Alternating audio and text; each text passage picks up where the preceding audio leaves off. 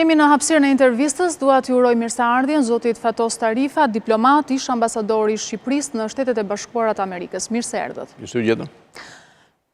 Në LED do të kemi pamje të drejtë për drejta të marra nga Reuters, nga ceremonia shtetërore e funeralit ish presidentit amerikan Xhorxh Bush, i shohim edhe në këto momente.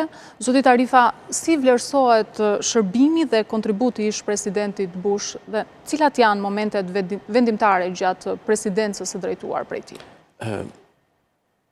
Presidenti i Shtetet Bashkuara, cili do presidenti i Shtetet Bashkuara është një simbol i kulturës politike amerikane dhe vlerësimi që qytetarët e atij vendi kanë për presidentin e tyre si kreu i shtetit është gjithmonë i madh. Natyrisht presidentët vlerësohen në bazë të atyre çfarë ata kanë bërë gjatë karrierës tyre politike dhe gjatë presidencës së tyre. Dhe presidenti George H.W. Bush do të vlerësohet për mendimin tim se një president më të mirë të gjysmës së dytë të shekullit të 20. Për disa arsye, domethënë ai ka një karrierë të gjatë politike, ai ka qenë është veteran i luftës së dytë botërore, ka shërbyer në atë luftë, ka pasur poste të rëndësishme në administratën amerikane, ka qenë drejtori i CIA-s për një kohë të gjatë, ka qenë antar i zgjedhur i Kongresit Amerikan, ka qenë për 2 mandate me radhë zëvendës presidenti i Shteteve të Bashkuara nën presidentin Reagan, ka qenë president për një mandat 4 vjeçar i Shteteve të Bashkuara të Amerikës. Dhe në një periudhë shumë interesante për historinë politike të shekullit të 20, që shënon me shëmbjen e komunizmit dhe të murit të Berlinit. Pra në atë kohë ka qenë ambasador në Kombet e Bashkuara i Shteteve të Bashkuara të Amerikës dhe shefi misionit të Shtetit Bashkuara në Kinë, kur sapo u hapën marrëdhëniet me Kinën në kohën e Nixonit. Pra ka një karrierë politike dhe një karrierë presidenciale shumë të pasur. Si e tillë do të vlerësohet, një emër pozitiv, përveç se vjen nga një familje dhe krijoi, të thuash, një dinasti politike në Shtetet e Bashkuara të Amerikës me 2 djemtë të tij, njëri presidenti i Shtetit Bashkuara për 2 mandate dhe tjetër guvernatori i shtetit të Floridës. Po, për sa i përket, nëse do ta shohim në retrospektiv, cili do të ishte vendi i tij në mesin e 45 presidentëve të Shteteve të Bashkuara të Amerikës? Është vështirë të bësh për president që janë gjallë ose që sapo janë ndarë nga jeta një vlerësim apo t'i rankosh ata. Zakonisht nuk janë pollet e qytetarëve amerikanë ato që bëjnë vlerësimin e presidentit amerikan, janë komunitetet e studiozëve dhe ata që quhen historianë të presidencave amerikane. Kohë pas kohë, presidenti i Shtetit Bashkuar vlerëson për të parë cilët nga ata ka pasur vlerësimin më të madh dhe mbahet mend si i tillë. Dihet për shembull që vëllezërit Roosevelt, presidenti Roosevelt kanë qenë ndër presidentët më të njohur, po kështu JF Kennedy, Reagan i ka pasur vlerësime të ndryshme në kohë të ndryshme, sikurse edhe vetë publiku amerikan dhe sentimentet e tij politike ndryshonin nga koha në kohë. Është shumë herët të flasësh se ç'vend vend do të mbajë dhe si do të renditet presidenti Bush the Senior në historinë e presidencës amerikane, presidenti 41 i vendit. Ka pasur ndonjë vendim të tij që është kritikuar ndoshta? Mesë çdo president bën gabime, por thash në 30 vitet e fundit, presidenti amerikan zakonisht kanë qëndruar në detyrë për 2 mandate, kështu qëndroi paraardhësi i tij, Reagan, pasardhësi i tij, Bill Clinton, djali i presidentit Bush, George W. Bush, me cilin u shërbeva në Shtetet Bashkuara të Amerikës, Obama, ndërsa presidenti në fjalë, George H.W. Bush, qëndroi vetëm një mandat do të thoje i suksesshëm, por pati përpara në zgjedhjet e vitit 93 një kandidat shumë të fortë që Bill Clinton dhe humbi ndaj tij, edhe për një arsye tjetër, të cilën ndoshta të rinjtë sot nuk e dinë, një faktor që quhej Ross Perot, një kandidat i tretë që mori votat e George Bushit në ato zgjedhje dhe prandaj ai nuk mundi të zgjedhej dot për një mandat të dytë. Është kritikuar gjerësisht, sidomos në qarqet pacifiste për luftën e parë në gjirin persik, por është një pikpamje që disa e mbrojnë, disa e kontestojnë, është vështirë të flasësh me një shumë objektivizëm në këtë rast. Çfarë ndihmëse mendoni ju, zoti Tarifa, se ka dhënë ish presidenti Bush në fillimin dhe më tej dhe pastaj dhe në fuqizimin e marrëdhënieve shqiptaro-amerikane? Është interesante që rivendosja e marrëdhënieve diplomatike mes Shtetit të Bashkuara të Amerikës dhe Shqipërisë ndodhi pikërisht në një kohë që George H.W. Bush ishte presidenti i Shtetit të Bashkuara të Amerikës. Ne të gjithë mbajmë mend ardhen në Tiranë të sekretarit të shtetit të tij, të administratës së tij, në atë kohë, Jim Baker, në qershor, më kujtohet 10 qershor të vitit 91, çfarë shënoi edhe simbolikisht rihapjen e këtyre marrëdhënieve mbas 45 vjet ndërprerjesh nga viti 46. Domethënë fakti që George W. Bush apo George Bush ishte presidenti i Shtetit Bashkuar në momentin e rihapjes së këtyre marrëdhënieve dhe të hapjes së ambasadave në Tiranë në vitin 92 dhe në Washington, po atë vit, është domethënës si e tillë. Natyrisht nuk është se kjo ishte një vepër e Bushit, që i kishte ardhur koha më në fund që marrëdhëniet shqiptar-amerikane të rivendoseshin, pasi komunizmi u rrëzua në gjithë Evropën Lindore dhe në Shqipëri filloi një erë e ndryshimeve demokratike. Ka pasur jo pak miqe edhe në Shqipëri, ju e përmendët sapo dal nga diktatura komuniste, por një ndër të paktit që ka takuar është edhe ish-presidenti i Shqipërisë zoti Sali Berisha. Si ka qenë kjo marrëdhënie? Ju si e keni parë? Nuk di të flas shumë, por nuk besoj në marrëdhëniet personale mes liderëve amerikanë dhe liderëve shqiptarë. Unë kam shërbyer në Washington si ambasador i Shqipërisë gjatë viteve 2001-2005. Disa nga shtetarët e lartë shqiptarë janë takuar me presidentin Bush, asaj kohe me djalin e presidentit Bush, por marrëdhëniet janë gjithmonë institucionale, janë marrëdhënie kortezie, jo marrëdhënie personale. Shumë është krijuar një legjendë, një mit në Shqipëri sikur Bushi i madh dhe Berisha ishin miq. S'është as pak e vërtet. Qelloi koincidoi që në të njëjtën kohë, ose më mirë, në momentin kur Berisha po erdhi në pushtet, Bushi po e linte shtëpinë e bardhë në vitin 92, por më shumë se kaq nuk mund të thuhet. Berisha është pritur në Washington me stadion. Në një intervistë të fundit, zoti Berisha ka rrëfyer se e ka vizituar në Texas ish-presidentin Bush. Si vizitë private ndoshta, por nuk besoj se kjo i bën miq përsëri njerëzit. Shumë shtetarë të lartë vizitojnë president në pension apo politikan në pension. Por kjo nuk do të thotë se ka një marrëdhënie. Përndryshe Berlusconi do të ishte miku më i madh i të gjithë kryeministrave shqiptar, por nuk është e vërtetë. Nuk është e vërtetë. Ish-presidenti Bush në fakt ka treguar se ishte një njeri fisnik dhe dinte të bashkëpunonte edhe me kundërshtarin. Flas këtu edhe për bashkëpunimin me zotin Clinton, me ish-presidentin Clinton. Çfarë mund të mësoj politika shqiptare nga fisnikëria e presidentit? Shumë. Unë qëllova të isha në Shtetet e Bashkuara të Amerikës në vitin 92, si një Fulbright, në Fulbrightiste e parë që shkuan në Amerikë në atë kohë, dhe e përjetova nga afër fushatën e nxehtë elektorale midis George Bushit, Bill Clintonit dhe Ross Perottit në vjeshtën e atij viti. Një fushatë shumë e ashpër, që megjithatë nuk ka asgjë të përbashkët me fushatët që bëjnë politikanët tanë në kohë zgjedhjesh. Ndërsa pasi Bill Clintoni u zgjodh president, George Bush sigurisht e pranoi humbjen e tij, dhe që një humbje e madhe në fakt, por pas kësaj kohe, dhe sidomos pasi presidenti Bush Bill Clinton, la 2 mandatet, kanë bashkëpunuar bashkë në një sër çështjes që kanë të bëjnë me çështje humanitare. 2 presidentë, zakonisht është një praktikë e njohur që presidentët në pension, siç thuhen ndryshe, bashkëpunojnë mes tyre.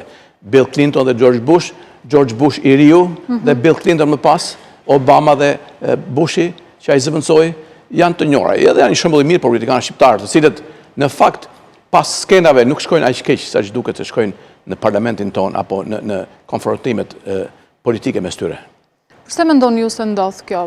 Përse bëhet kjo dukje kaq konfliktuale dhe në thelb pastaj duket se që kanë më paqësor? Më duket se është një shprehje e asaj kulture politike që kemi në shqiptarët, një kulturë politike ende jo demokratike, lidhet me traditën tonë politike të shkurës, por lidhet me papjekurinë e demokracisë në vendin tonë. Zoti Tarifa, ish-presidenti Bush ka luajtur edhe një rol të rëndësishëm në bllokimin e planit të Miloševićit me ultimatumin në rast se do të zbriste ushtrit në Kosovë se do të përballej me bombardimin. Sa e rëndësishme ishte kjo mbështetje në atë moment për Kosovën?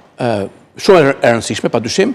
Ne duhet të themi, të pranojmë dhe të jemi mirënjohës presidentëve të Shteteve të Bashkuara, nga George H.W. Bush, Bill Clinton, George Bush i tjetër, djali i tij, për mbështetjen që i kanë dhënë çështjes së Kosovës, për mbështetjen që i kanë dhënë çështjes shqiptare dhe sidomos antarësimit të Shqipërisë në NATO. Janë një mbështetje shumë e rëndësishme, të cilën nuk e kemi marrë, nuk e kemi siguruar gjithmonë nga Bashkimi Evropian. Dhe prandaj jo më kot shqiptarët kanë këtë vlerësim pozitiv dhe këto sentimente politike pozitive pro-amerikane më shumë se çdo popull tjetër. Po, për sa i përket rolit të Shteteve të Bashkuara në Kosovë? Ishte vendimtar, domethënë pa Shtetet e Bashkuara të Amerikës dhe Britaninë e Madhe në atë kohë, Kosova nuk do të kishte mundur dot, pavarësisht lëvizjes çlirimtare të popullit të saj, të çlirohej nga zgjedhja serbe. Ishte një rol vendimtar patjetër. Ishte ndërhyrë amerikane, do shtatë 2 luftë, ditë luftë që u bën në Serbi, ato që e shtjeruan popullin e Kosovës nga Serbia dhe që më vonë i siguruan pavarësinë atij vendi. Pa mbështetjen amerikane, kjo do të ishte pamundur. Ka pasur në këto ditë element që ju kanë rënë në sy, që kanë spikasur sa i përket vlerësimit nga ndoshta edhe nga autoritetet larta të tjera shtetërore për sa i përket vlerësimit figurës së ish-presidentit të ndjerë? Po, në radhët e qarqeve politike amerikane, George H.W. Bush vlerësohet si një politikan sinjor i maturuar me shumë eksperiencë dhe shpeshesh i shkërkuar mendim në çështjet politikës së brendshme ose të jashtme amerikane. Shtetarët të huaj padyshime kanë vlerësuar shumë atë. Ndërsa Kohl në atë kohë, Helmut Kohl apo Angela Merkel më së fundmi kanë shprehur vlerësimin për të lidhur me rolin që ai luajti jo vetëm në shëmbin e sistemit komunist, që nuk ishte një rol i drejt për drejt dhe individi, as i Reaganit, por në rolin që luajti në bashkimin, në riunifikimin e Gjermanisë pas rrëzimit të murit Berlinit. Kjo është një ndër vlerësimet më të mëdha që i është bërë. Jetoi një jetë gjatë, 94 vjet, por nga politika duket se u largua shpejt. Përse mendoni se mori një vendim të tillë? Nuk u largua shpejt, u largua nga politika aktive. Po, një president pasi humbet zgjedhjet, nuk rizgjedhet më në zyrë, nuk ka shumë se të merret, vetëse me ndërtimin e asaj bibliotekës së tij presidenciale në shtetin ku ai është, me çështje humanitare dhe me mbështetjen politike të elementeve të tjerë të rinj në jetën politike të vendit me përvojën e tij. Po ai është treguar i mënjanuar dhe unë mendoj ka bërë mirë, një jetë e tërë e konsumuar në politikë mbi 50 vjet në të gjitha pozicionet e shtetit amerikan. E ka bërë atë, e ka maturuar si një politikan, e ka bërë atë të aftë kuptoj mirë zhvillimet politike brenda vendit dhe sidomos në shkallë globale dhe ka bashkëpunuar, siç tha dhe ju më parë, me president të krahut republikan, por dhe demokrat. Natyrisht ka qenë një mësues shumë i mirë për djalin e tij, George W. Bush, kur ky u bë president. Ktu doja të dilja besimin që i dha djalit të tij. Si e analizoni? Ishte interesant. Unë, siç thash, shërbeva në Washington në kohën që George W. Bush u zgjodh president. Madje arrita thuajse në një kohë me të, kur ai erdhi në Shtëpinë e Bardhë, dhe jam takuar shumë herë me të. Ishte një politikan që dukej se, një president që dukej se vinte nga një familje e regjur politikanësh, nga një dinasti politike, siç edhe vëllai i tij, Jeb Bush në Florida, dhe kjo manifestohej në karizmën e tij. George H.W. Bush gjithashtu ka qenë një president karizmatik, djali i tij, po kështu të dy djemtë e tij, edhe pse të ndryshëm në natyrë. Por besoj, siç thashë më parë, që në historinë politike të Shteteve të Bashkuara, presidenti Bush do të mbahet mend gjatë si një president racional, si një president që bëri shumë për vendin e tij dhe u fokusua veçanërisht në politikën e jashtme të Shteteve të Bashkuara. Nga karakteri i Bushit të vjetër, sa kishte marrë djali i tij, mendoni?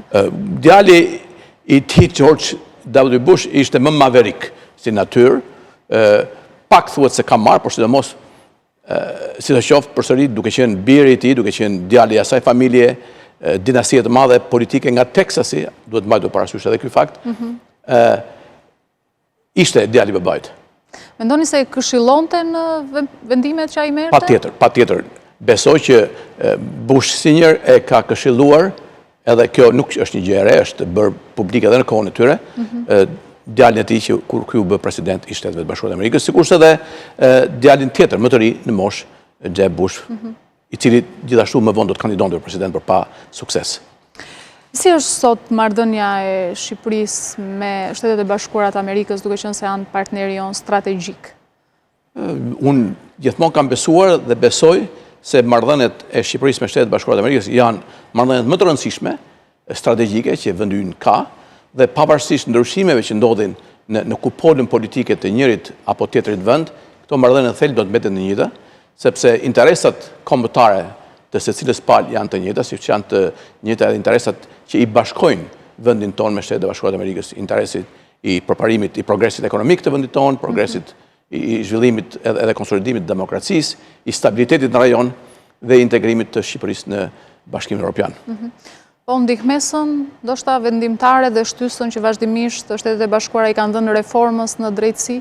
Padyshim, ndihma amerikane, ambasadorët, përvoja amerikane e Departamentit të Shtetit, Departamentit të Drejtësisë, e FBI-t, e ambasadës amerikane në Tiranë kanë qenë esenciale në progresin e bërë deri tashmë në zhvillimin e reformës në drejtësi. Pa të prapë do të ishte e vështirë. Unë mendoj dhe kam shprehur dhe parë që politikanë shqiptarë dhe kishin vështirë të ndërmerrnin reforma të rëndësishme pa nxitjen, pa shtytjen e qoftë të Washingtonit, qoftë të Brukselit. A është ka që i fuqishëm roli ambasadorëve sa që ndodhë në Shqipëri, ambasadorë amerikanë edhe ndoshta edhe në vendet tjera të rajonit? Pa dyshim, roli i ambasadorit Shtetit Bashkuar të Amerikës në Shqipëri është rol shumë i rëndësishëm. Nuk është njëjti rol në vendet e zhvilluara të perëndimit. Në Francë ambasadori amerikan nuk mund të pritet të luajë rolin që luan në Shqipëri ose në Maqedoni apo në Kosovë, por po është një rol shumë i rëndësishëm, pasi ambasadori është përfaqësuesi zyrtar më i lartë i presidentit të Shtetit Bashkuar të Amerikës dhe i administratës amerikane në këtë vend. Do të thotë është ai që sjell mesazhet dhe përcjell politikat zyrtare të vendit të tij. Besoni se ndoshta në thonjë sa pak të presionin ndërkombëtar të Shteteve të Bashkuara të Amerikës mund të ishte realizuar edhe vetingu në politikë dhe ngritja e institucioneve tjera të drejtësisë, jemi në hapa vendimtar në këto momente? E thash edhe më parë, nuk do të ishte arritur kjo që është arritur dhe prandaj mbështetja dhe ndihma konkrete e Shtetit Bashkuar të Amerikës ka qenë dhe është vendimtare. Faleminderit zoti Tarifa për këtë intervistë. Faleminderit për ftesën.